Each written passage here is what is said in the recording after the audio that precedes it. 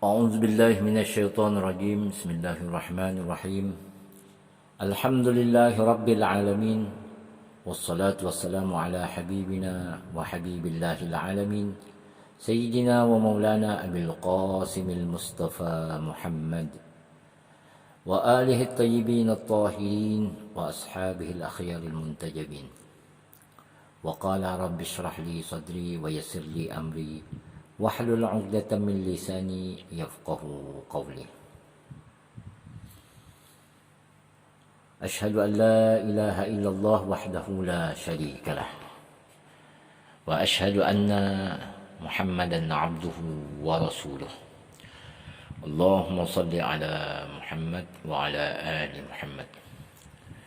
Para mahasiswa yang saya hormati dan saya muliakan, saya ucapkan Assalamualaikum warahmatullahi ta'ala wabarakatuh.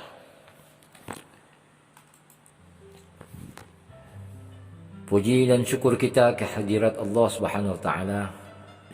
Dengan segala limpahan rahmat dan kurnia-Nya, kita masih terus dapat melanjutkan rutinitas kehidupan kita dalam berbagai dimensi, dalam berbagai taklif, dalam berbagai rutinitas yang tak pernah henti-hentinya, mulai dari matahari terbit, tenggelam, terbit kembali, tenggelam, dan seterusnya. Dan semoga Allah Subhanahu wa ta'ala dengan rahmat dan kasih sayangnya melimpahkan kepada kita nikmat afiah dalam seluruh lini kehidupan kita. Salawat serta salam tak pernah henti-hentinya dan putus-putusnya kita lantunkan, kita sampaikan kepada Nabi Muhammad sallallahu alaihi wa alihi wasallam. Allahumma salli ala Muhammad wa ali Muhammad. Allahumma salli ala Muhammad wa ala ali Muhammad. Allahumma salli ala Sayyidina Muhammad wa ala ali Sayyidina Muhammad. Semoga dengan salawat yang saya sampaikan dan Anda dengarkan, kita senantiasa diberi keberkahan dalam rutinitas dan aktivitas kehidupan kita. Amin ya rabbal alamin. Mahasiswa yang saya hormati dan saya muliakan, seperti biasa kita kembali dalam kajian tentang pemikiran ekonomi muslim kontemporer. Pada kesempatan kali ini saya akan mengkaji dan menyampaikan hasil analisis dari tulisan Aslam Hanif, yaitu tentang pemikiran ekonomi Islam Sayyid Mahmud Talghani. Seperti biasa, sebelum saya menyampaikan pemikiran-pemikiran ekonomi muslim, saya akan bacakan dulu biografi, latar belakang pendidikan dan peran kehidupannya yang tercatat secara singkat di dalam tulisan Aslam Hanif. Sayyid Mahmud Talghani dilahirkan di desa Golyat, distrik Talgan, Iran Utara. Ia mendapatkan pendidikan formalnya di Qum, di Madrasah Razafiyah dan Faiziyah yang terkenal, dan memperoleh sertifikat kompetensi dalam bidang ijtihad dari para gurunya di sana. Dari Qum ia melanjutkan di Teheran.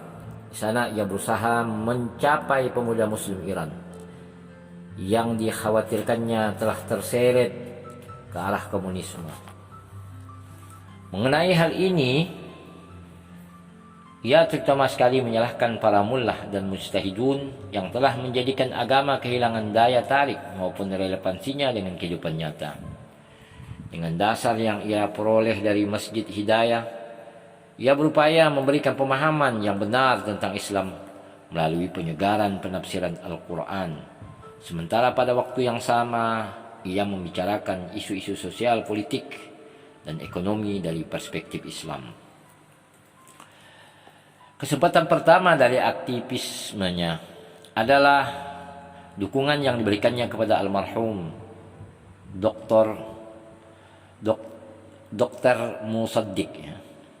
Ia juga berhubungan dekat dengan Nawaf Sabafi, pendiri lembaga ekstremis Fedayon Islam pada 1957. Ia mendirikan National Resistance Movement, dalam bahasa Persinya Nihzat-i Muqawamat-i Millah, yang menentang rezim Shah. Di masa-masa berada di luar penjara, ia bergabung dengan Mehdi Bazargan dalam mendirikan The Freedom Movement atau Nihzat-i Azadi-i Iran pada tahun 1961. Ia memperoleh popularitas di antara massa karena pengetahuannya dan karena konsistensinya dalam menegakkan keadilan dan kekuatan rakyat. Dua slogan yang amat populer selama masa pemerintahan Shah yang zalim. Dengan konsisten pula ia menganjurkan persatuan di antara kelompok-kelompok oposisi serta bersedia menampung perbedaan pandangan, dan hal inilah yang menjadikannya mudah diterima dan dihormati oleh semua orang. Namun keterkaitannya dengan Mujahidin Khalq telah menjadi isu paling kontroversial dalam hidupnya karena telah mengompromikan posisinya yang tinggi sebagai mujtahid dengan ulama dan organisasi Islam lain.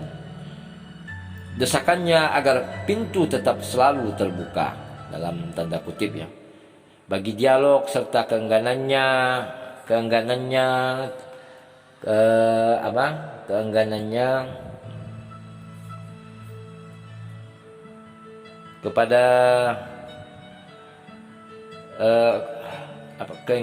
kepada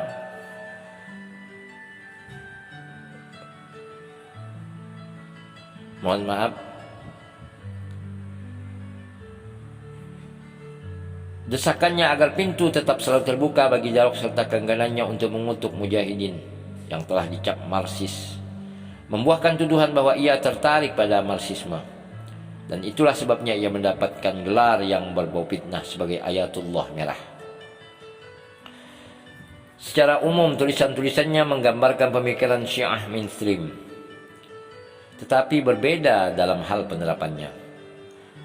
Dengan mengutip Al-Quran, hadis, ucapan para imam Syiah dan para mujtahidun terkemuka, pemikiran Talegoni selalu merefleksikan keinginan dan kepercayaannya pada keadilan dan kebebasan sosioekonomi melalui lembaga syuro atau konsultasi di tingkat lokal.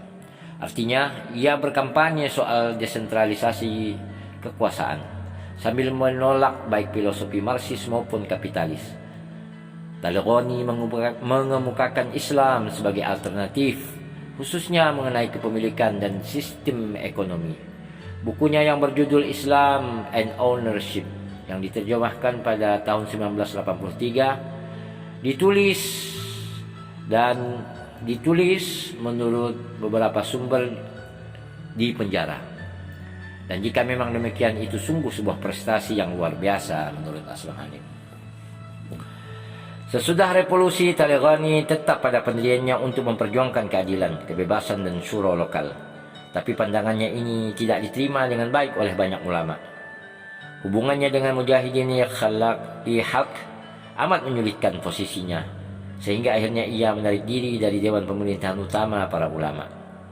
Dalam kebanyakan biografi kehidupannya, Talegoni dikatakan memisahkan diri dari Mujahidin sesudah menyadari bahwa secara ideologi organisasi itu telah menyimpang dari tujuannya semula.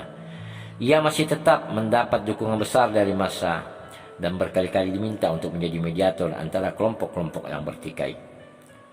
Kematiannya yang mendadak pada 10 September 1979 mengguncang bangsanya.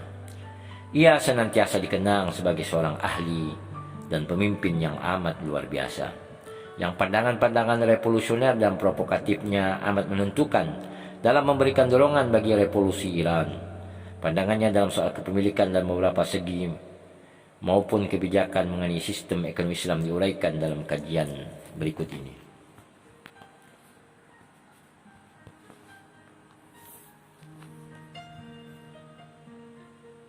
Para mahasiswa yang saya hormati dan saya muliakan, Sebagai pengantar singkat, Talagani mempunyai pikiran-pikiran yang menarik untuk ditelaah lebih dalam.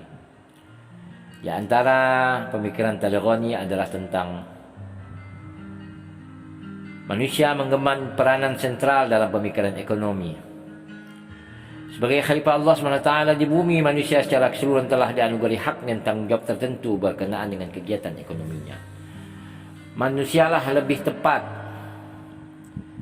ide-ide, moralitas, insting dan kecenderungan hakikinya yang membentuk karakternya sendiri yang merupakan sumber dari lingkungan sosial dan ekonominya. Karakter manusia menurut Talagani memiliki dua aspek, yakni prinsip internal dan yang konstan, mencakup keinginannya akan harta dan dorongan eksternal yang berubah-ubah disebabkan oleh kondisi lingkungan dan ekonomi.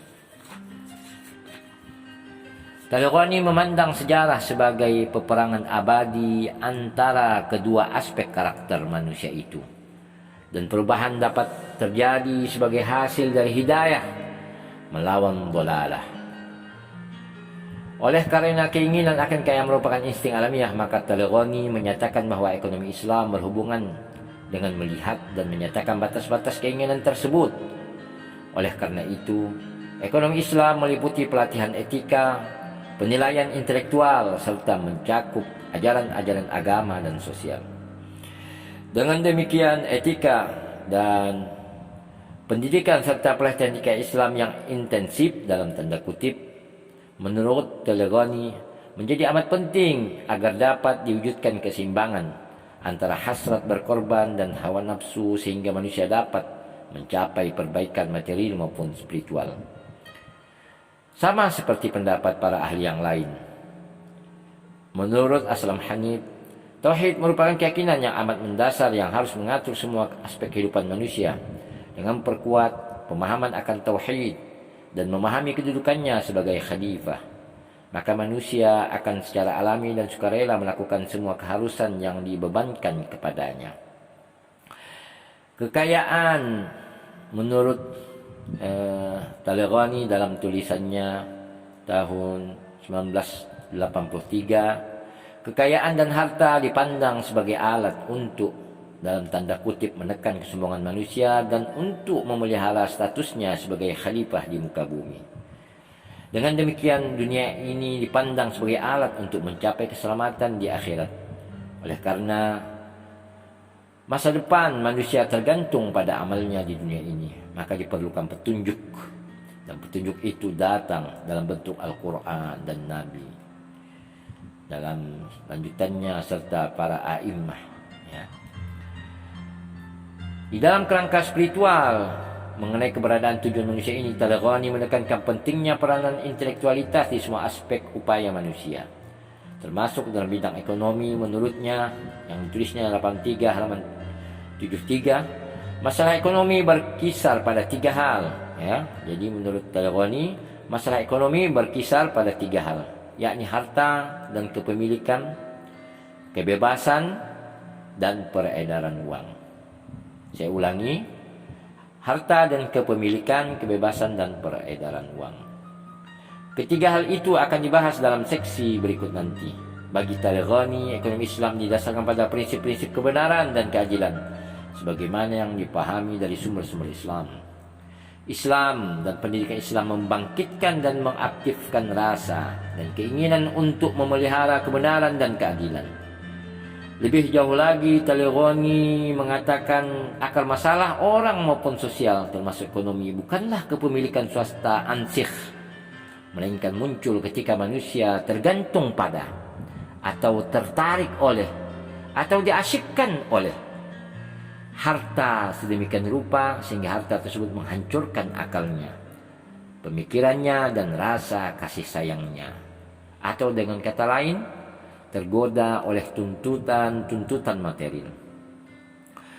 Kesetujuannya secara diam-diam terhadap kepemilikan swasta dan kritiknya terhadap gagasan Marx yang ditulisnya tahun 83 dari halaman 34 sampai 71 ini memberi kesan bahwa menurut Aslam Hanif bahwa Talagani mendukung bentuk tertentu kapitalisme namun ia menolak kapitalisme maupun kolektivisme atau sosialisme dan memandang keduanya sebagai produk khusus dari perkembangan industrial yang kasar di wilayah dan waktu terjadinya kedua isme tersebut.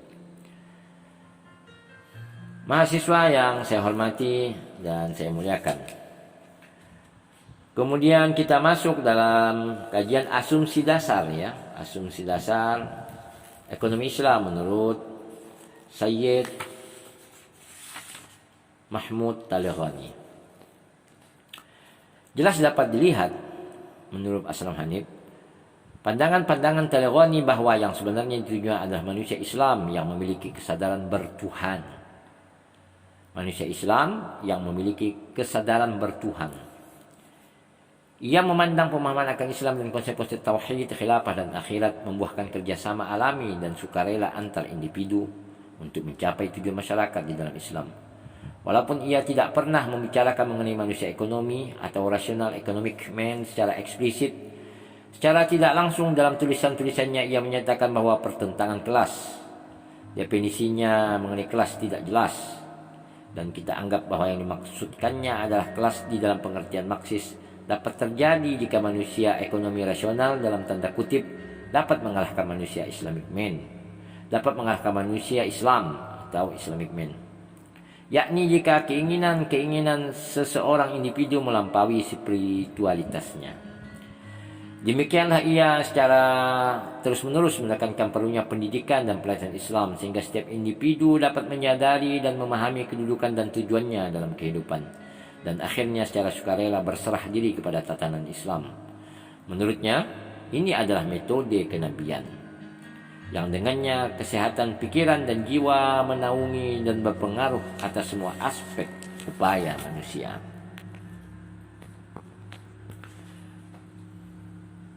Para mahasiswa yang saya hormati dan saya muliakan, pandangan Taleghani mengenai hubungan antara kebebasan individu dan kewajiban sosial.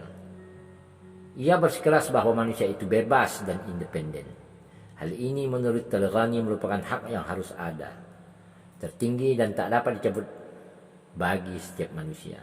Ia membela hak tersebut sampai menyatakan bahwa kebebasan individu tidak dapat dirampas sekalipun atas nama masyarakat maupun pemerintah. Ini ditulisnya tahun 83 halaman 145. Dalam tanda kutip individualisme mutlak, ini ternyata bertentangan dengan pernyataannya bahwa kebebasan individu itu harus tunduk pada hak kolektif dalam tanda kutip juga, dan dibatasi oleh perintah dan larangan demi kesejahteraan orang banyak. Aslam Hanif menganalisis dan menyatakan bahwa Taleghani berusaha untuk memisahkan pandangannya dari kapitalisme maupun kolektivisme sosialisme.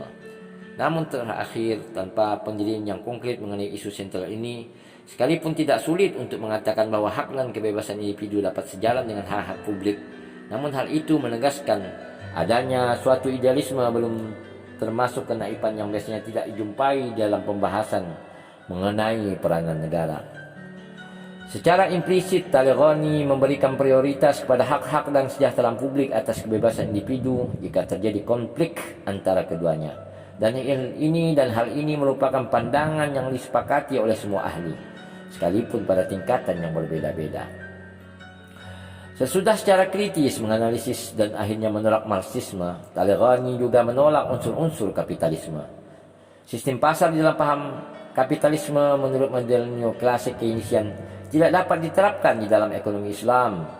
Di dalam model neoklasik, permintaan ditentukan oleh keinginan dan kemampuan membeli atau permintaan efektif. Sementara dalam sistem Islam menurut Taleghani, permintaan ditentukan pada kebutuhan sebagaimana yang dengan panjang lebar dijabarkan di dalam Al-Quran dan Sunnah. Di lain pihak, penawaran tidak ditentukan pada permintaan dan profitabilitas, tetapi oleh pemenuhan kebutuhan pada tingkat yang meninggikan moral, dalam kurung kamali. Nah, Aslam Hanif memberikan catatan kaki tentang kamali. Para ahli tradisional telah membicarakan persoalan kebutuhan ini dan biasanya mereka membaginya menjadi 3, yaitu daruriyat atau kebutuhan pokok, hajiyat atau kebutuhan pelengkap, dan tahsiniyat atau kamaliyat yang merupakan kebutuhan kemewahan. Para mahasiswa yang saya hormati dan saya muliakan, menurut Talibani, sistem pasar tidak boleh menjadi alat mainan bagi keserakahan kapitalis.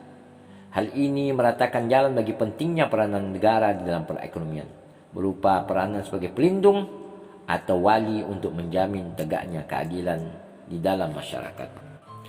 Nah, sama seperti para ahli ekonomi muslim lainnya, Talibani berpendapat bahwa ekonomi Islam memiliki hukum-hukum tetap yang diambil dari sumber-sumber Islam.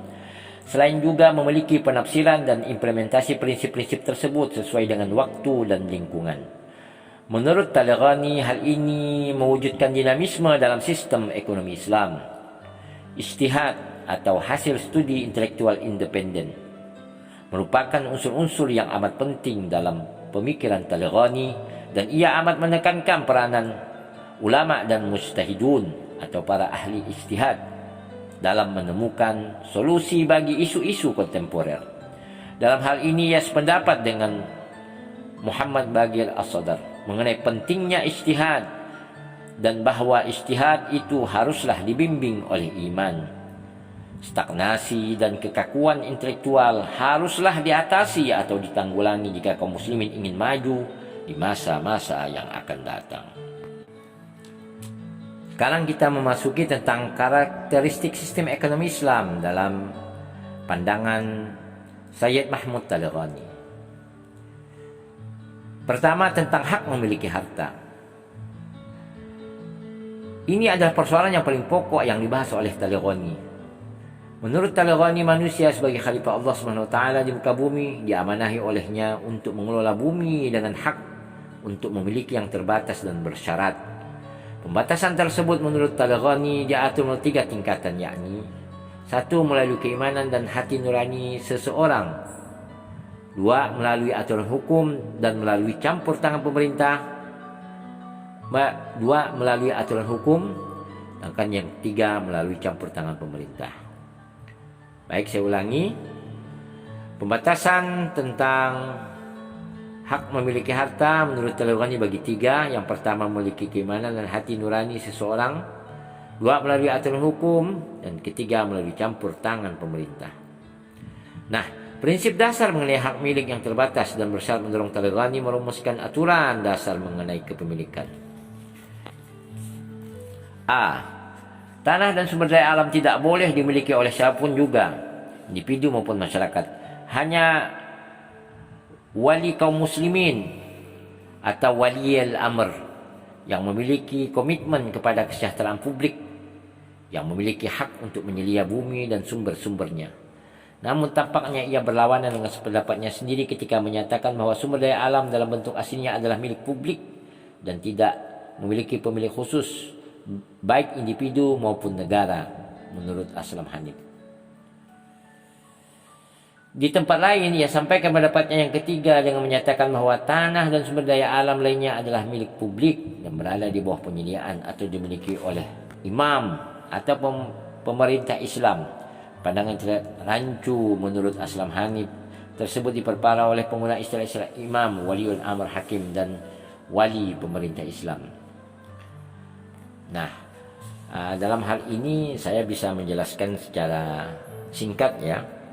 Karena Sayyid Mahmud Talibani adalah seorang penganut Muslim Syiah, dan Muslim Syiah secara umum itu meyakini bahwa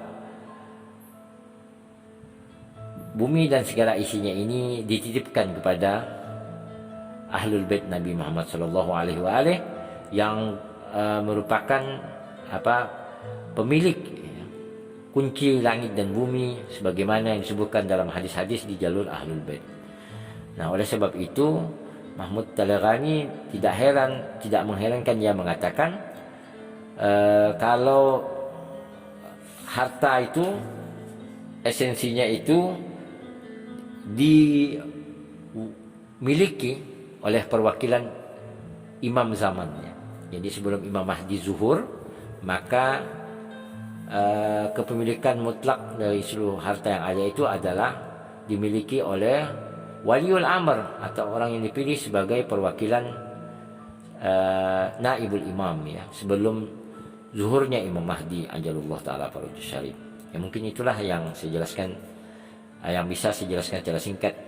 Kenapa menurut Aslam Hanif terjadi keanehan ya di dalam kontradiksi ucapan-ucapannya. Nah, kemudian yang B, individu dapat memiliki hak atas tanah dan sumber daya lain secara terbatas atau bersyarat melalui kerja ya. C, individu maupun kelompok khusus dalam masyarakat tidak boleh memiliki sumber daya alam yang dikenal dalam istilah Islam anfal dan fai'. D, uang dan mata uang yang merupakan alat tukar dan standar nilai tidak boleh beredar hanya di sebagian kecil orang kaya saja. E, aset likuid dan kekayaan dikenai zakat dan khumus. Jadi khumus itu perbedaannya dengan zakat. Itu khumus itu 25%. Nah, saya jelaskan sedikit. Di dalam mazhab Syiah, setiap orang yang mempunyai harta itu dikenai zakat dan khumus. Tapi khumus itu ditekankan pada usaha-usaha yang sifatnya produktif. Dan khumus 20 khumus itu sekitar 20% ya. Nah, khumus itu diambil juga setelah dipotong biaya operasional pekerjaan, misalnya sebuah usaha itu ya, biaya operasional dan lain sebagainya, dan itu juga berlaku haulnya sama 1 tahun. Nah, jadi 20% itu diambil dari profitnya, jadi keuntungan bersih, bukan keuntungan kotor.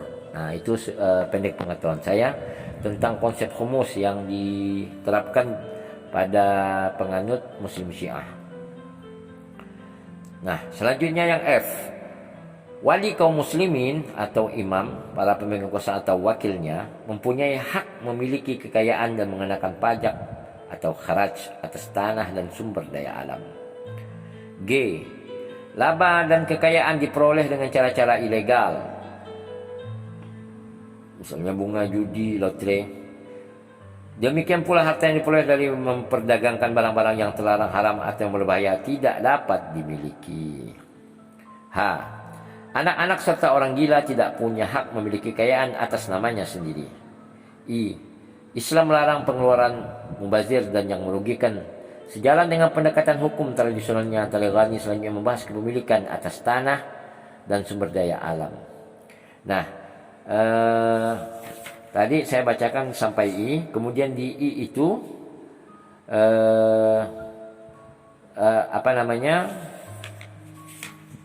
hak memiliki harta itu ada 1, 2, 3, 4, 9 ya, 9 sub bagian ya, yang saya sebut dengan A, B, C, D sampai I. Nah, kemudian masih dalam kajian hak memiliki harta, Talighani selanjutnya membahas kepemilikan atas tanah dan sumber daya alam yang menurutnya ada 2 jenis tanah. Jadi Talighani juga punya konsentrasi di dalam mengeluarkan ijtihad tentang bagaimana kepemilikan atas tanah dan sumber daya alam. Menurutnya ada 2 jenis tanah, yaitu yang pertama anfal. Apa itu anfal? Anfal yakni tanah yang asalnya dimiliki oleh seluruh kaum muslimin dan dengan izin imam atau waliul amr, hak memiliki itu dapat diberikan kepada seseorang melalui kerja. Kemudian B, fai'.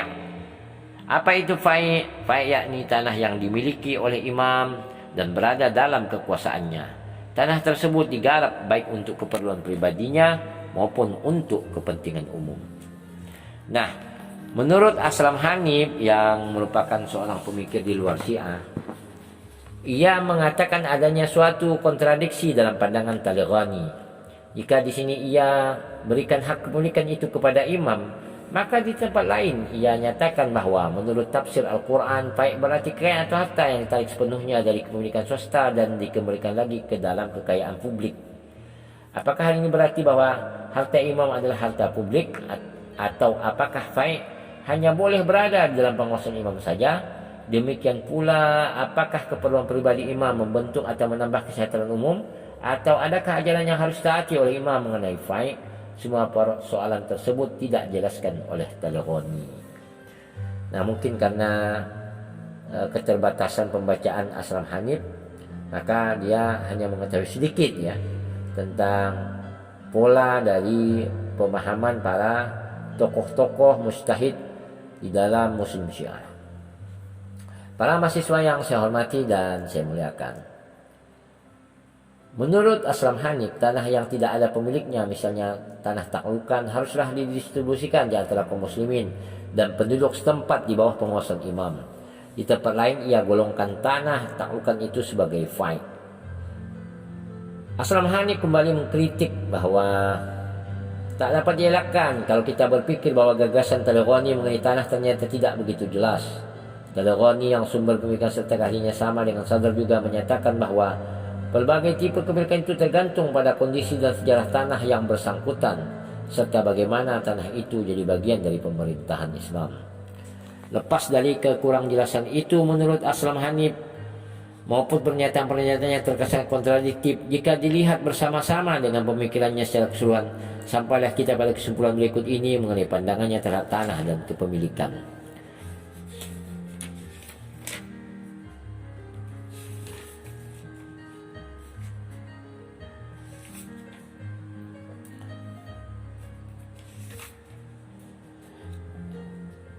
Ada 6 poin ya yang di dalam pandangan Aslam Hanif terhadap pemikiran ekonomi Islam Mahmud Talagoni. Semua tanah dan sumber daya alam adalah kekayaan publik yang diamanahkan oleh Allah SWT kepada manusia secara keseluruhan. Negara dan individu hanya dapat mempunyai dan menggunakan tanah, tidak memilikinya. Perbedaan antara mempunyai dan memiliki, possession dan ownership, tidak diterangkan dengan jelas. B.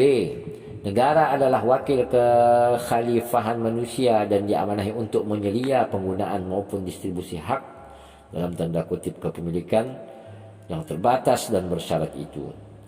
C. Negara dapat memberikan hak dalam tanda kutip kepemilikan yang terbatas dan bersyarat itu kepada individu dengan memerhatikan kerja dan pengharapannya. Dalam kurung, hal penting yang tidak diterangkan adalah jika terdapat persaingan antar individu atas sebidang tanah, siapa yang harus menetapkan dan bagaimana ditetapkan mengenai siapa yang menang, dalam tutup kurung ya. Nah, kemudian D. Menurut Aslam Hanif, dengan menerima hak tersebut, individu memiliki prioritas dan hak untuk melarang pihak lain menggunakan tanah maupun sumber daya alam miliknya itu. Nah, miliknya itu dalam tanda kutip artinya kepemilikan relatif ya. Nah, kemudian E.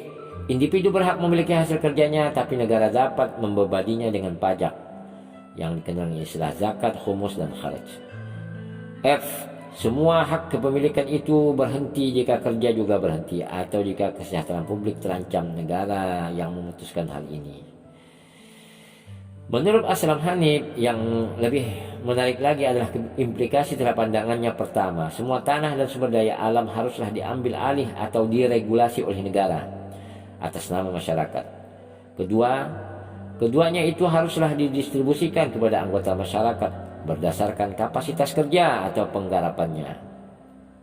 Ketiga, setiap kelebihan atau surplus tanah dan sumber daya alam menjadi milik negara yang bertindak selaku wali bagi masyarakat. Sekalipun kelihatan amat sederhana, implikasi ketiga pandangan tersebut tidaklah mudah. Bayat menyebut bagaimana Talagoni mendukung Landry Poms di Iran selama masa pemerintahan Shah Iran maupun sesudah revolusi, yang seharusnya tidak dilakukannya karena adanya oposisi dari pihak para pemilik tanah, kaum birokrat, dan para ulama yang mendukung kepemilikan pribadi atau swasta. Selain masalah implementasi praktis dari pandangan-pandangannya, konsepsi teoritisnya juga kurang relevan dengan masyarakat modern. Istilah-istilah dan konteks penggunaannya memberikan situasi selama bertahun-tahun ekspansi Islam di abad 7-13, walaupun ia hanya menyebut tanah dan pertanian. Kita dapat menganggap, menurut Aslam Hanif ya, kita dapat menganggap bahwa ia juga menghendaki keterlibatan dalam tanda kutip negara yang kuat di dalam industri. Sayangnya ia tidak menyebut hal ini sama sekali. Para mahasiswa yang saya hormati dan dimuliakan Allah, kemudian kita masuk dalam subtema pengambilan keputusan dan alokasi sumber. Dalam setelah tanda titik 2 yaitu peranan negara. Saya ulangi, subtema kedua pengambilan keputusan dan alokasi sumber yaitu peranan negara. Nah, Talighani menetapkan peran yang amat penting bagi negara, seperti yang telah disebutkan di depan.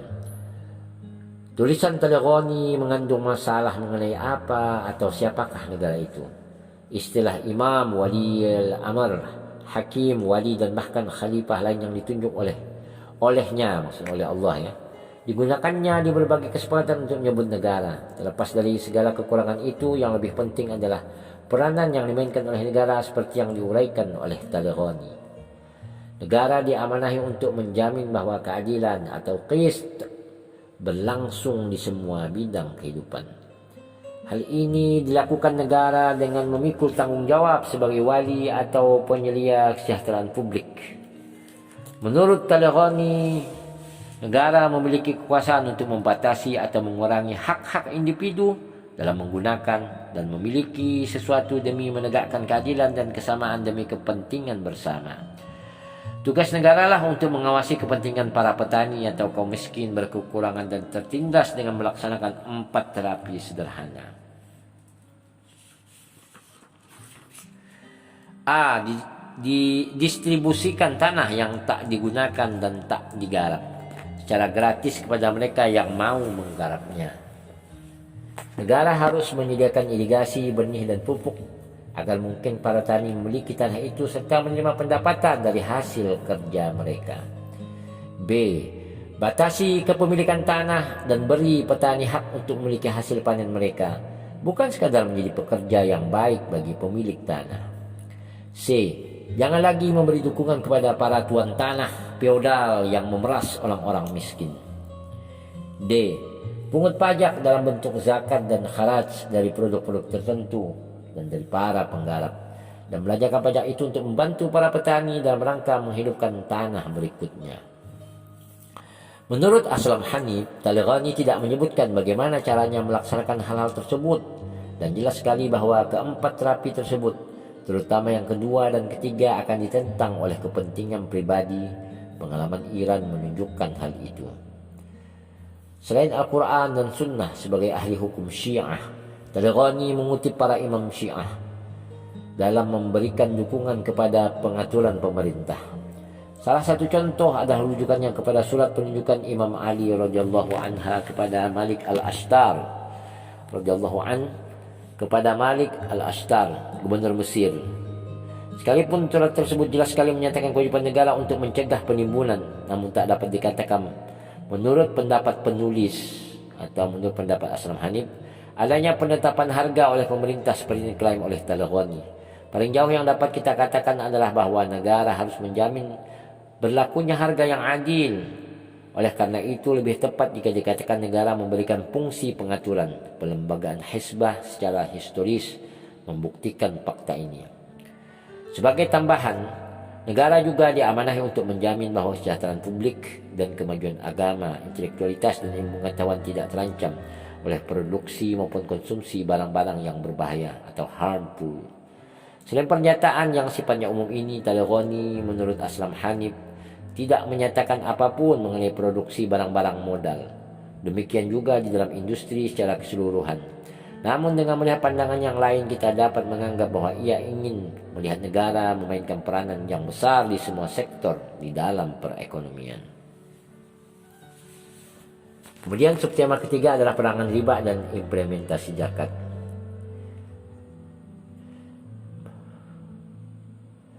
Talighani melihat riba sebagai suatu pertambahan harta secara otomatis tanpa adanya produktivitas tenaga kerja apapun. Definisi ini tidak hanya mencakup bunga uang seperti dipraktikkan orang di masa hidup Nabi Shallallahu Alaihi Wasallam, melainkan juga transaksi yang dibayar di muka dan transaksi kredit secara umum.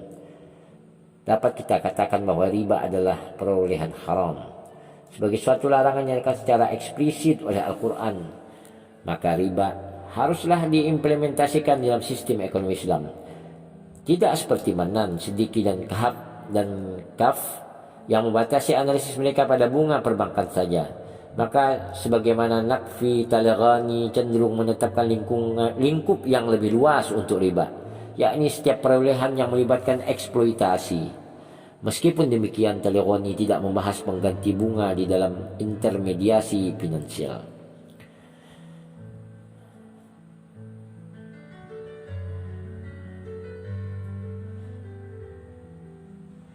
Para mahasiswa yang saya hormati dan saya muliakan, zakat bersama-sama dengan khumus atau seperlima, kemudian kharaj atau pajak tanah, dan kafarat atau pajak berupa denda, dipandang oleh Talagani tidak hanya sebagai kewajiban agama, melainkan juga sebagai alat untuk memelihara kerjasama distribusi yang adil dan untuk memenuhi permintaan publik. Zakat didefinisikan sebagai bagian tetap dari produk tanah,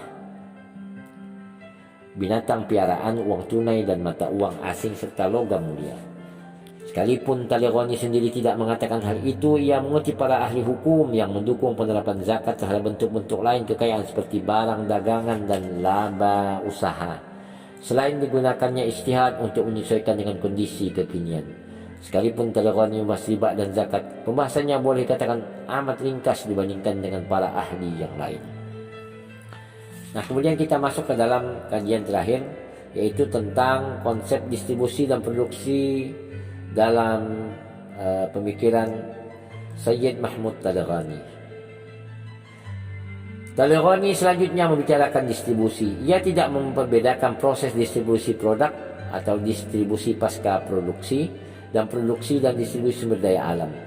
Bagi Talagani, produksi tidak terbatas pada sumber daya alam dan penyiapan produk akhir, melainkan juga meliputi semua penggunaan berikutnya serta distribusinya kepada mereka yang membutuhkan. Apakah definisi ini dapat diterima masih diperselisihkan. Tetapi yang lebih penting adalah apa yang ingin ditunjuk oleh Talagani, yakni semua itu adalah seluruh proses di dalam kegiatan ekonomi dan harus dipandang demikian. Mengingat hal itu, pembatasan hak kepemilikan hanya pada sumber daya alam saja ternyata memainkan peran yang amat penting di dalam mencapai keadilan ekonomi. Menurut Ashraf Hanif, jika kita mulai dengan benar, sebagaimana pandangan Talagani, masalah ekonomi yang muncul dari hubungan ekonomi akan berkurang banyak. Talagani mencela sistem kapitalisme yang tidak berupaya untuk memberi penyelesaian yang memuaskan pada masalah distribusi awal. Oleh karena ia melihat semua tanah dan sumber daya alam sebagai milik umum, maka menjadi tugas pemerintahan untuk mendistribusikannya kepada para individu menurut kemauan mereka bekerja dan menurut kebutuhan mereka. Dengan itu, Talagani menyatakan bahwa kerja dan kebutuhan merupakan dasar penetapan kepemilikan harta, dan dengan demikian pula keduanya menjadi dasar bagi distribusi atau distributive rights. Namun demikian, Talagani dengan cepat mengingatkan kita bahwa hak turunan itu yang baginya merupakan ciri khas sistem ekonomi Islam bukan merupakan dasar bagi kepemilikan mutlak. Kepemilikan mutlak hanya atas produk hasil kerja saja. Dengan kata lain, orang hanya memiliki buah dari kerjanya sendiri saja. Talagani mengakui tanah, tenaga kerja, modal dan entrepreneurship sebagai faktor produksi. Setiap faktor produksi berhak mendapatkan imbalan jika memang berkontribusi di dalam proses produksi. Bagaimana imbalan ditetapkan tidaklah ia bahas sama sekali menurut Ashraf Hanif. Bahkan makelar pun harus pula diberi imbalan. Posisi khusus diberikannya kepada initial agent, yakni mereka yang pertama kali menggarap sumber daya alam seperti petani, dan menyebut mereka itu sebagai pemilik asli. Sumber daya alam yang digarap itu ia sebut modal primer, dan para initial agent memiliki hak senioritas dan hak untuk menetapkan orang lain atau pekerja dan pemilik peralatan sebagai pengikut mereka. Menurut Talagani yang ditulisnya tahun 1983 halaman 155, jika para initial agent memperoleh laba, maka para pemilik peralatan dan tenaga kerja upahan hanya memperoleh imbalan tetap bagi kontribusi mereka. Pandangan Talagani ini lebih lanjut mendukung tuntutannya akan tiadanya campur tangan terhadap hak dan kerja para petani. Dalam prakteknya, negara harus melindungi mereka dan memberi apapun bantuan yang mereka perlukan. Menurut Aslam Hanif, barangkali saja Talabani memang melakukan reaksi atas situasi yang terjadi di Iran, di mana petani dieksploitasi atau diperas oleh para pemilik tanah di satu pihak dan oleh para kapitalis di pihak yang lain. Ini terjadi di zaman sebelum revolusi ya, yaitu zaman Shah Pahlavi. Nah, keduanya menerima imbalan tanpa bekerja dan hanya merampok hak para petani saja. Tambahan pula, meskipun peralatan dan modal fisik hanya dapat menerima kompensasi tetap dan modal uang menerima bagian dari laba, tenaga kerja memiliki pilihan untuk mendapatkan upah tetap atau bagian laba, yang dalam hal ini dipandang sebagai initial agent atau seperti dalam mudharabah. Ia tidak secara eksplisit menurut Aslam Hanif, Talabani itu tidak secara eksplisit membahas imbalan bagi tanah. Namun kita mendapati kesan bahwa ia menyukai muzara'ah, yaitu di mana pemilik tanah juga menyediakan benih atau pupuk atau peralatan. Selain kerja, kebutuhan juga dipandang sebagai dasar resmi bagi distributive right.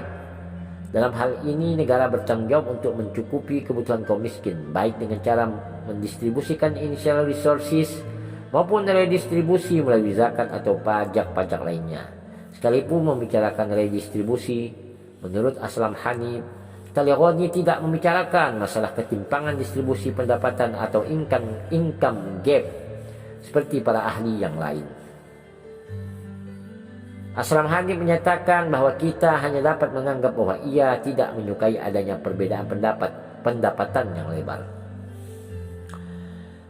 Menyinggung hukum waris sebagai alat redistribusi, Talabani melihat dalam tanda kutip sedekah sepertiga dari kekayaan seseorang sebagai sesuatu perkecualian, bukan aturan. Ia lebih suka membagi dan mendistribusikan kekayaan menurut kapabilitas produktif dan tanggung jawab penyediaan para penerimanya.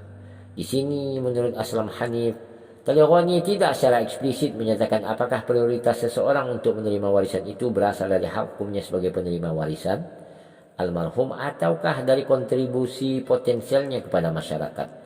Namun sebagai seorang ahli hukum, ia berketetapan bahwa tetap saja pewaris yang memiliki hak alami dan utama. Di sini Talabani tidak sependapat dengan Naqfi yang melihat hukum waris sebagai alat untuk mendistribusikan kekayaan secara lebih merata, terutama kepada kaum miskin. Menurut Aslam Hanif, Talabani tidaklah membahas produksi per se secara terinci ya. Namun karena adanya ajaran agama yang melarang produksi dan konsumsi barang-barang haram dan berbahaya, maka sumber daya hendaklah lebih diarahkan untuk memproduksi barang dan jasa yang halal dan baik. Ini tulis Talabani tahun 83, halaman 141 sampai 143. Bahkan menurut Aslam Hanif, pengeluaran untuk keperluan militer haruslah diminimumkan jika memungkinkan. Idealisme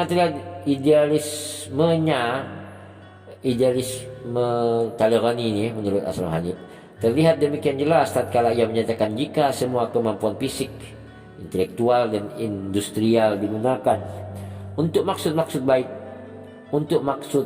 baik, maka pelayanan kemanusiaan, kemajuan hidup maupun ilmu pengetahuan tidak akan ada seorang pun yang lapar, yang tak berpakaian, yang tak berumah, yang teraniaya maupun bodoh, sekalipun jumlah penduduk meningkat beberapa kali lipat. Menurut Aslam Hanif, Talabani tidak membahas struktur pasar, sekalipun ia ada menyebut bahwa kekuatan pasar kapitalisme tidak akan ada di dalam sistem ekonomi Islam. Meskipun perusahaan swasta ada, motif mereka bukanlah maksimisasi laba belaka, dan produksi mereka akan mencerminkan kebutuhan masyarakat. Tambahan pula, negara akan memainkan peran yang penting dalam meregulasi produksi dan menjaga kepentingan publik. Kesimpulannya, Talabani mengusulkan adanya pasar yang terpimpin, di mana negara memainkan peranan penting sebagai pelindung dan regulator kegiatan ekonomi yang berpartisipasi secara langsung, khususnya dalam hal-hal yang berhubungan dengan pemenuhan kebutuhan dasar. Baik mahasiswa yang saya hormati dan saya muliakan, demikianlah studi komparasi kita terhadap pemikiran Ekonomi Islam, ekonomi Muslim kontemporer. Yang kali ini kita bahas adalah seorang sosok mujtahid dari mazhab Syiah, ya, yaitu Sayyid Mahmud Talaqani, dengan segala keunikan dan kontroversialnya. Secara substantif juga mempunyai warna tersendiri dalam memberikan alternatif, ya, bagaimana seharusnya ekonomi dalam perspektif Islam dapat berjalan sesuai dengan aturan dan koridor hukum syariat Islam. Kurang lebihnya saya mohon maaf, dan silakan Anda perdalam lagi dengan membaca buku-buku referensi, ya, yang lain. Nah, untuk kali ini saya bacakan apa saja referensi yang dikutip oleh Ashraf Hanif dalam mengetahui pemikiran Sayyid Mahmud Talaqani. Yang pertama yaitu Islam, Politics and Society in the Throat of Ayatullah Khomeini. Ini tulis tahun 1988. Nah, kemudian The Region of the Ayatullah. Ini ditulis tahun 1984. Kemudian Mahmud Talaqani and the Iranian Revolution, in Martin Kramer sebagai editor, yaitu judulnya Shiism, Resistance and Revolution, diterbitkan Mensel Publish Limited, ditulis oleh Bayot Maghol. Kemudian referensi selanjutnya adalah Islam and Ownership. Ini diterjemahkan dari bahasa Persia oleh Ahmad Jabbani dan Farhang Rajone, diterbitkan oleh penerbit Mazna Publishers, Lexington, 1983. Mudah-mudahan kajian singkat ini dari Al-Fakir dapat bermanfaat bagi kita dalam memperkaya khazanah dan wawasan kita terhadap perkembangan dan warna-warni pemikiran ekonomi Islam dari para ekonom Muslim dari berbagai mazhab dan aliran. Aqulu qawli hadza wa astaghfirullah li wa lakum wa lisairil muslimina wal muslimat, mu'minina wal mu'minat. Assalamualaikum warahmatullahi taala wabarakatuh.